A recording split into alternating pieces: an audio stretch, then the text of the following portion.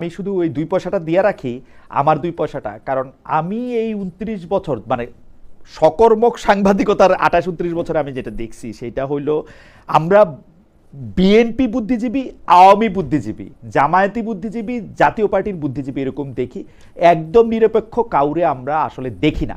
আপনি ডক্টর মোহাম্মদ ইউনূসের কথা আপনি বলতেছেন, কিন্তু ডক্টর মোহাম্মদ ইউনূসের পরিচয় আমার কাছে, ডক্টর মোহাম্মদ ইউনূস একজন নিরপেক্ষ নোবেল প্রাইজ পাওয়া, কিন্তু বাংলাদেশের অনেক মানুষ উনি মনে করেন যে উনাকে আনাই হয়েছে কারণ উনি শেখ হাসিনার অনেক বিপক্ষে ছিলেন। সেই জন্য শেখ হাসিনার এতটুকু বিরোধিতা যদি তিনি না করতেন তাইলে হয়তো সবাই উনার ব্যাপারে একমত হইতো না, কারণ শেখ হাসিনা তো একটা পক্ষ। আমি আমার ২ পয়সাটা দিয়ে রাখলাম। তো সেই ক্ষেত্রে চেয়ার ছাড়া মানুষ আমাদের পক্ষে বাছাই করা সম্ভব কিনা সেইটা আমি এটা নিয়ে আমি আপনাকে পরের ইয়াতে বলবো।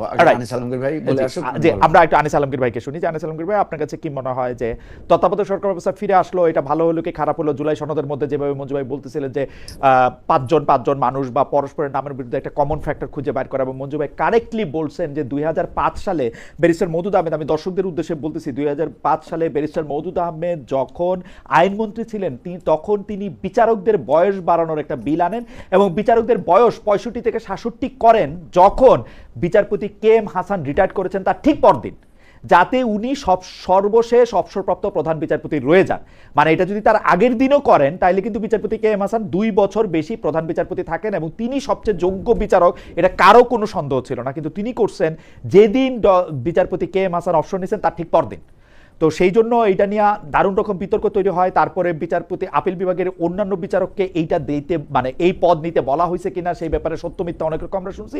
এবং ইয়াজুদ্দিন আহমেদ সাহেব নিজেই রাষ্ট্রপতিও ছিলেন, সাথে তত্ত্বাবধায়ক সরকারের প্রধান হয়েছেন, যেটা নিয়ে আসলে মূল গন্ডগোলটা করার সুযোগ সে সময় হয়েছিল এবং যার পরিপ্রেক্ষিতে 111 আসছিল। আপনি কি মনে করেন যে সেই 111 আসা, বিচার বিভাগকে ধ্বংস হওয়া, এই পথ আসলে অন্তর্বর্তীকালীন সরকার ফিরে আসা ঠেকাতে পারবে কিনা?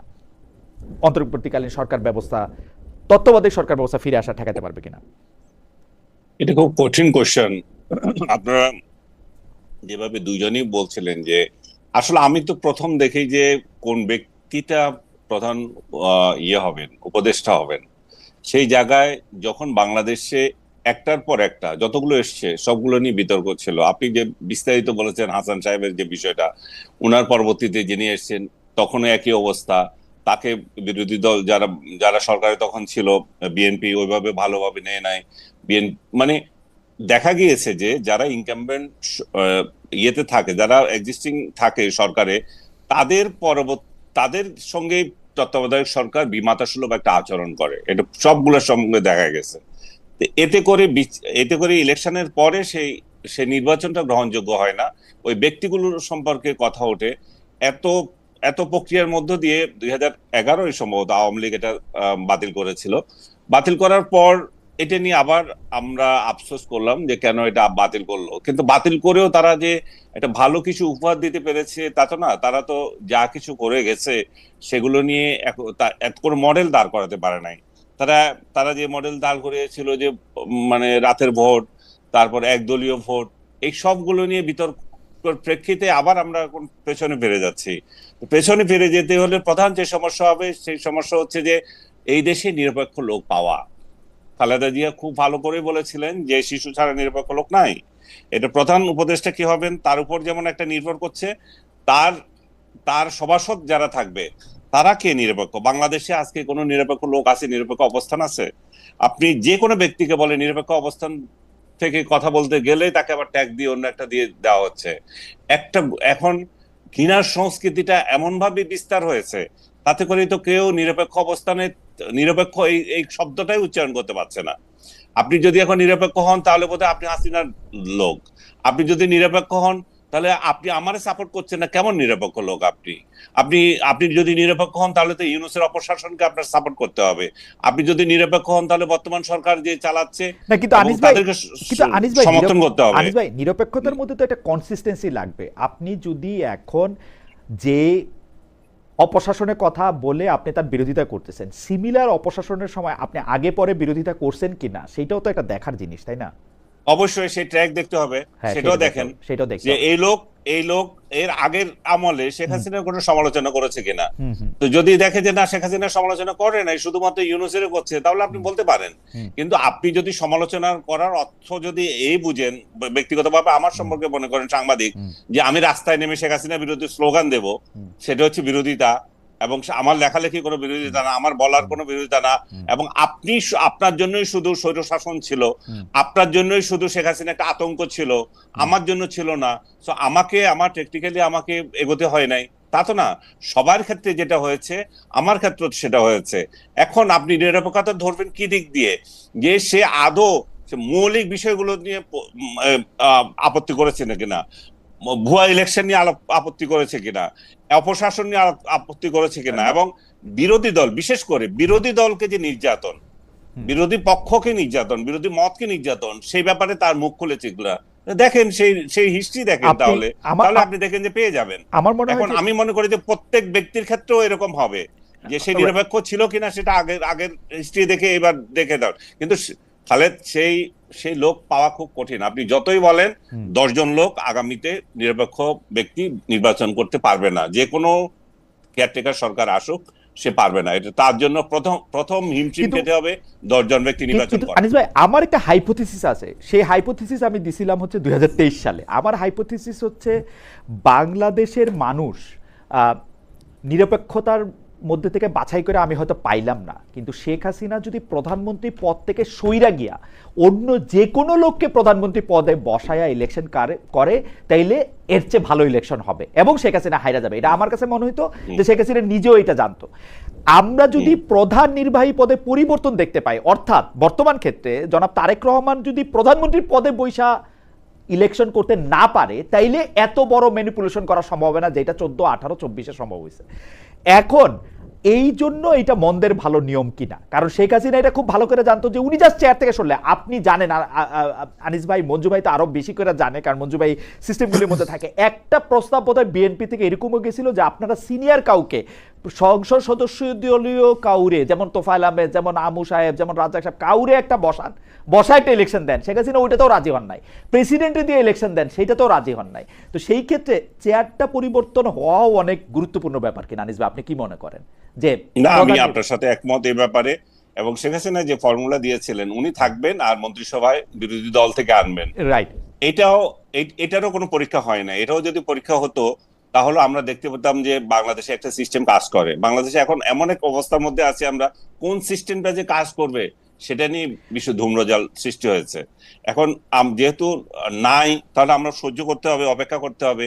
এবং এখন যেহেতু কোনো বিরোধী দল নাই যে এটা বিরোধিতা করবে, তো যে সিস্টেম আছে সেই সিস্টেমই তো থাকবে, কারণ এটা আদালত রায় দিয়েছে। আপনার আরেকটু সাহায্য চাই। আপনার ধন্যবাদ, আপনি এই কথাটা মনে করাই দিয়েছেন যে শেখ হাসিনা বলছেন যে উনি সরকার প্রধান থাকেন, অন্য বিরোধী দল থেকে স্বরাষ্ট্রমন্ত্রী টন্ত্রী অনেক কিছুই উনি এটা বলছেন। কিন্তু সেইটার পাল্টা হিসাবে আমি বলতে চাই যে ওই অন্তর্বর্তীকালীন সরকারের সময় বা তত্ত্বাবধায়ক সরকারের সময় শেখ হাসিনা প্রধান নির্বাহী না থাইকা, এইটা তো অন্য সংসদ সদস্য, যেমন খালেদা জিয়াও প্রধানমন্ত্রী থাকতে পারতেন, স্বরাষ্ট্রমন্ত্রী থাকতো আওয়ামী লীগ থেকে, তাইলে এইটা একটা সিস্টেম হতো। কিন্তু আমি মনে করি চেয়ার, দ্য মেইন চেয়ার, উনি, শেখ হাসিনা প্রধানমন্ত্রী থাকলে কিছুই পাল্টাইতো না। কিন্তু শেখ হাসিনা প্রধানমন্ত্রী না থাইকা যদি, কথার কথা, শেখ রেহানাও প্রধান নির্বাচন কমিশনার বা প্রধান উপদেষ্টা থাকতেন, তাইলেও অনেক কিছু পাল্টাইতো। এটা হচ্ছে আমার হাইপোথিসিস। আপনি এটা নিয়ে যদি আরেকটু ইলাবোরেট করতেন যে প্রধান ব্যক্তিটাই বাংলাদেশে ম্যাটার করে কিনা আসলে, কারণ না, প্রধান ব্যক্তিটা তো ম্যাটার করে। আমি তো বলছি প্রধান ব্যক্তি ম্যাটার করছে, কারণ প্রধান ব্যক্তির জন্যই তো আপত্তি। যে অন্যান্য ব্যক্তিগুলোতে যেতেও আমার মনে হয় বিএনপি তখন আপত্তি ছিল না, বিএনপি নিতে পারতো। বিএনপি যেহেতু প্রধান ব্যক্তি থেকে যাচ্ছেন, সেজন্য এটাতে আপত্তি করলেন। বাট একটা জিনিস আমার বলতে হয় যে আমরা আসলে এক্সপেরিমেন্টের সুযোগই পাই নাই। ওই সময় যদি একটা হতো, তাহলে একটা দাঁড়াতো যে এটা কি হয় কিনা। কিন্তু যেটা দেখা গেল, একদলীয় একটা ইলেকশন হলো এবং 151 জন হওয়ার আগে, মানে নির্বাচিত হয়ে গেল আগেই, ইলেকশনের আগেই। তারপরে এর পরবর্তী যেটা হলো সেটা হচ্ছে আমরা একটা সর্বদলীয় সরকারের আবার মানে রাজনৈতিক সরকারের অধীনে আমরা আরেকটা নির্বাচন করলাম 2018 সালে, সেখানে দেখা গেল যে বিরোধী দল চরম ভাবে প্রতারিত হলো, তাদেরকে নিয়ে এসে আসলে এমন একটা নির্বাচন করলো যেটা ইতিহাসের সবচেয়ে নিকৃষ্টতম ইলেকশন আমি মনে করি ওইটা। কারণ বিরোধী দলকে 7টা আসন সম্ভবত দিয়েছিল, আর সবগুলো নিজেরা রাতে আসন দখল করলো। ইভেন 24-এ যে ইলেকশনটা হলো এটাও অনেকটা গ্রহণযোগ্যতা ছিল, যে অন্তত অনেক অন্তত নিজেদের মধ্যে হলো কন্টেস্ট হয়েছে, কে জিতবে না জিতবে এখানে একটা ইয়ে ছিল যে নির্দিষ্ট করে দেওয়া হয় না। কিন্তু 18 যে ইলেকশন, এটা তো কোনো মানে এর থেকে নিকৃষ্ট ইলেকশন আমার মনে হয় বাংলাদেশ খুব কম করেছে। তো এই ধূম্রজালটা এখন আপনার কথাই আবার আসতেছি যে আমরা আসলে সরকার প্রধান পরিবর্তন করে মানে সরকারের অধীনেই যে সরকার আছে সেই সরকারের অধীনেই একটা নির্বাচন করা যায় কিনা সেটার দিকেও আমরা খেয়াল রাখতে পারি। সেই সরকারের অধীনে আমরা নির্বাচন করতে পারি না, সেটা আমরা, ঠিক আছে। আমরা একটু মঞ্জু ভাইয়ের কাছে আসি। মঞ্জু ভাই, অন্তর্বর্তীকালীন তত্ত্বাবধায়ক সরকার ব্যবস্থার প্রধান কে হবেন সেটা নিয়ে সবচেয়ে বেশি যেটা নিয়ে আলোচনা হয়েছে, এই যে একবারে তো হঠাৎ করে তো আর প্রধান বিচারপতি বা সর্বশেষ সবসমর্থ প্রধান বিচারপতি উনি না হলে আপিল বিভাগের সর্বশেষ সবসমর্থ বিচারক, এইটা তো একদিনে হয় নাই। সেইটা হওয়ার ক্ষেত্রে যেটা দেখা হয়েছে যে এর মাঝখানে আরো দুইটা কথা হয়েছিল, যে আমরা বিচারক নিয়োগের ক্ষেত্রে যেহেতু উনারা আমাদের দণ্ডমুণ্ডের কর্তা, বিচার বিভাগের প্রধান, বিচারক নিয়োগের ক্ষেত্রেও আমরা এক ধরনের স্বাধীনতা তাদেরকে দিব এবং তারা স্বাধীনভাবে বিচারক নিয়োগ মেধা ও যোগ্যতার ভিত্তিতে নিয়োগ করবেন, যেটা করা হয় নাই। তার সকল সমস্যার মূলে ওইটা রয়ে গেছে। আমার কথাটা হইল যে আপনি হয়তো তাদেরকে মনে করলেন যারা তত্ত্বাবধায়ক সরকার ব্যবস্থার ক্ষেত্রে তারা বায়াসড হবেন। যদি আপনি এটা মনে করেন তাহলে এই বায়াসড লোকদের বিচার বিভাগে রাখার ব্যাপারে আপনার আপত্তি থাকা উচিত না? তাহলে তো কি মারাত্মক একটা অবস্থা, মানে আমার বিচার বিভাগ আমি জানি বিএনপির প্রতি বায়াসড 10টা লোক বসে আছে, এইটা কি হওয়া উচিত? এরকম আগে তো ওইটা ঠিক করা উচিত, মানে এটা তো ইভেন নির্বাচনের থেকেও ভয়ঙ্কর। এবং চেয়ার নিয়ে আমার হাইপোথিসিসটাও যদি একটু বলেন, যে প্রধান ব্যক্তি চেয়ারে না থাকলেই ঘটনাটা অন্যরকম হয়। না, প্রথম কথা হচ্ছে যে আমাদের কনস্টিটিউশনেই তো বিচার বিভাগকে একটা স্বাধীন বিচার ব্যবস্থার কথা বলা আছে, এবং আপনি দেখবেন প্রত্যেক দলেরই কমিটমেন্ট সেরকম আছে যে তারা একটা শক্তিশালী নিরপেক্ষ স্বাধীন বিচার বিভাগ করতে চায়। আপনাদের দুইজনের আলোচনা থেকে আমি যদি মিলাই তাহলে আমি যেটা পাবো সেটা হচ্ছে যে আমরা যখন তত্ত্বাবধায়ক সরকার ব্যবস্থাটাতে গেলাম, সবাই মিলেই তো গেলাম, ধরেন বিএনপি, আওয়ামী লীগ, জামাত, 5 দল 7 দল সবাই মিলে কিন্তু তত্ত্বাবধায়ক সরকার ব্যাপারে একমত হয়েছে। কিন্তু যেহেতু কনস্টিটিউশনকে মানতে গিয়ে শাহাবুদ্দিন সাহেবকে করা হয়েছে, এবং শাহাবুদ্দিন সাহেবের নির্বাচন, বিচারপতি লতিফুর রহমানের নির্বাচন এবং বিচারপতি হাবিবুর রহমানের নির্বাচন, এই 3টা নির্বাচনকে বাংলাদেশের ইতিহাসে বলা হয় কম্পারেটিভলি বেটার ইলেকশন। আপনি তো জানেন যেটা সাধারণত নিরপেক্ষ ব্যক্তি আমরা কেউ না, কারণ আমরা যেহেতু ভোট দিই, আমি তো নিশ্চয়ই কোনো না কোনো দলকে ভোট দিই। কিন্তু দেখেন, তারপরেও কিন্তু যখন বিরোধী পক্ষকেও আমরা কেউ সম্মান জানাই, তখন কিন্তু তার মধ্যে একটা নিরপেক্ষতা তৈরি হয়। যেমন আপনি যদি এখন এবার পার্লামেন্টের দিকে তাকায় দেখেন যে মেজর হাফিজ সাহেব এবং ওই যে ব্যারিস্টার যিনি ডেপুটি স্পিকার হয়েছেন, ওনারা কিন্তু বিএনপির লোক, বিএনপি নির্বাচিত এমপি, কিন্তু পার্লামেন্ট পরিচালনার ক্ষেত্রে তাদের মধ্যে এক ধরনের নিরপেক্ষতা বা একটা জায়গা দেখা যাচ্ছে, এবং বিরোধী দল সবসময় তাদেরকে বলতে পারছে যে আপনারা তো নিরপেক্ষতা রাখছেন না। যখনই বলছে তখন সে কিন্তু আবার নিজে ব্যারিস্টার কায়সার কামালের কথা বলছি, তখন তাদের মধ্যে কিন্তু এক ধরনের এই মনোভাব কাজ করছে যে না, আমি তো একটা নিরপেক্ষ জায়গায় আছি। তো এখন যখনই আপনার কথাটার সাথে আমি একমত যে নির্বাহী ক্ষমতায় যিনি থাকবেন তিনি যদি একেবারে দলীয় প্রধান না হন বা দলীয় লোক না হন, তাহলেও কিন্তু আমরা একটা বেটার ইলেকশন পাবো।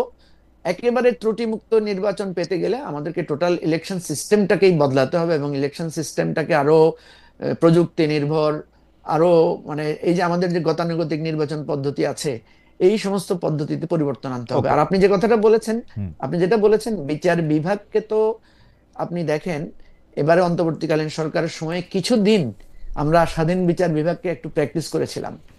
সুপ্রিম জুডিশিয়াল অ্যাপয়েন্টমেন্টের মাধ্যমে কিছু বিচারক নিয়োগ হয়েছে এবারে, এবং কম্পারেটিভলি বিচার বিভাগের লোকরা বলছেন যে এবারে কিছুটা মেধাবী এবং বেটার জাজ কিছু অ্যাপয়েন্টমেন্ট হয়েছে।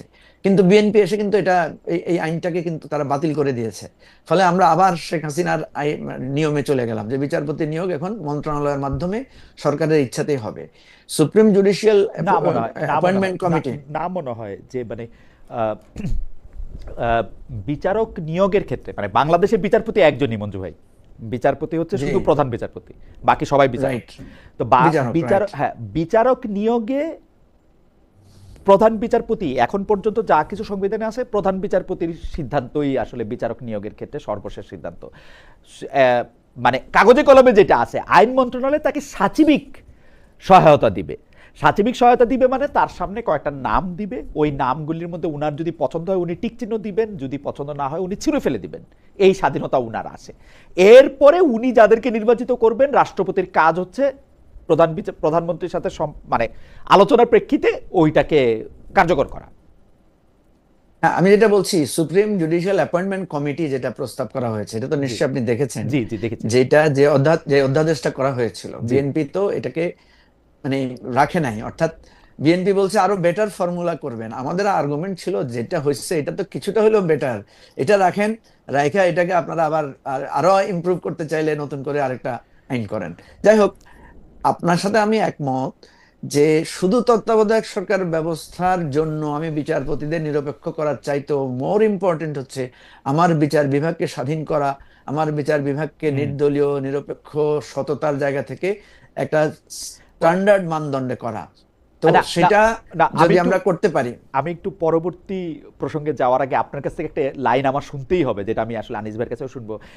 আমি কিন্তু মনে করি বাংলাদেশে বর্তমান সংবিধানে বাংলাদেশের প্রধান বিচারপতির এই রকম ক্ষমতা দেয়া আছে যে প্রধান বিচারপতিকে আসলে আসলে কিছু করার নাই। প্রধান বিচারপতি সত্যিই দণ্ডমুণ্ডের কর্তা, কিন্তু সেইটা উনি এক্সারসাইজ করেন না। যেমন আইন মন্ত্রণালয়ের কথা হইল 2 জন নাম উনার কাছে পাঠানো যে বিচারক করবেন। আইন মন্ত্রণালয়ের বিরুদ্ধে অভিযোগ আছে যে তারা 2টা পচা নাম তার কাছে পাঠায়, এর মধ্যে যে কোনো একটা উনি সাইন করে দেয়। কিন্তু উনি যদি এটা ছুঁড়ে ফালায় দেয়, কারো কিন্তু কোনো করার কিছু নাই, উনি ফালায় না কেন? মানে স্পিকার ডেপুটি স্পিকাররা যেটা করতে পারে এটা প্রধান বিচারপতি কি করতে পারে না, নাকি কি হয় ওনার? এটা না, যদি আমি খুব ইন্টারেস্টিং একটা কথা আপনি মনে করিয়ে দিয়েছেন। আমি গত অন্তর্বর্তীকালীন সরকারের সময় আমার প্রফেসর ডক্টর আসিফ নজরুলের সাথে এই বিষয় নিয়ে লম্বা কথা হয়েছিল। হুম, উনি আমাকে বলেছিলেন, ভাই, প্রধান বিচারপতির বাংলাদেশের এমন ক্ষমতা, ওনার দৃষ্টিতে প্রধানমন্ত্রীর পরেই প্রধান বিচারপতির ক্ষমতা বাংলাদেশে, ডেফিনেটলি। মানে অ্যাজ পার আমাদের কনস্টিটিউশন এন্ড আমাদের যে প্রসিডিওর আছে।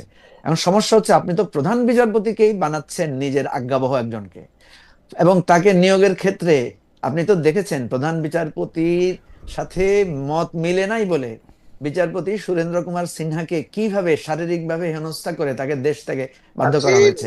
তো এই ধরনের